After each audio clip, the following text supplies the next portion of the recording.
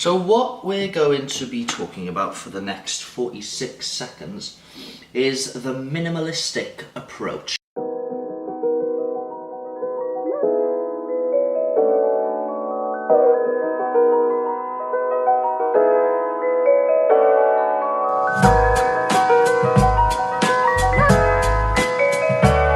Here's my alarm clock this morning.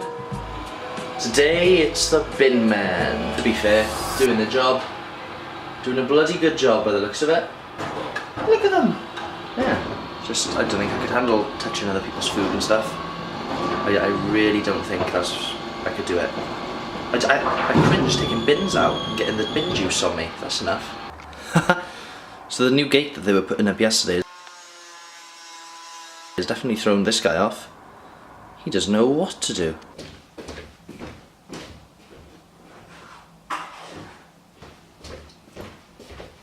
One good thing that come from Unit 10 closing, wrong way, was the fact that we can keep all the stock and eat it ourselves.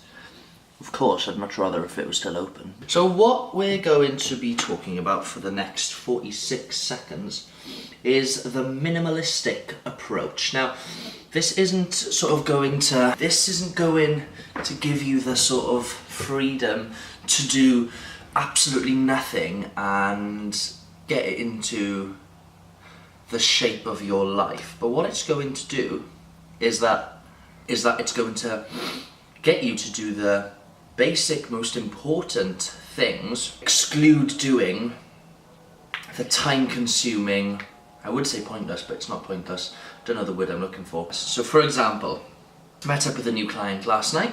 He's looking to lose a bit of body fat, and he said something along the lines of, should I do 30 minutes of cardio at the end of the session? Now bear in mind, he hasn't started tracking his calories yet, and he was training 4 or 5 times a week, and he said, should I be doing 30 minutes of cardio, because that's what I've been doing at the end of a session. So I instantly said no, because if you are not going to be tracking your calories, tracking isn't everything, that's a topic for another day, but if you're not going to be tracking your calories and just eating at free will, eating at ad lib, and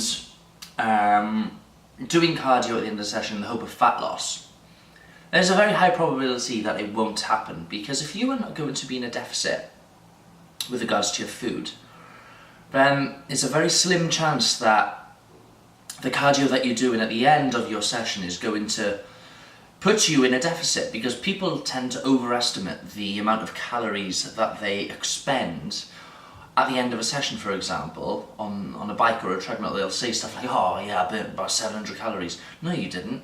In about 30 minutes of cardio, you probably burnt about 300 calories.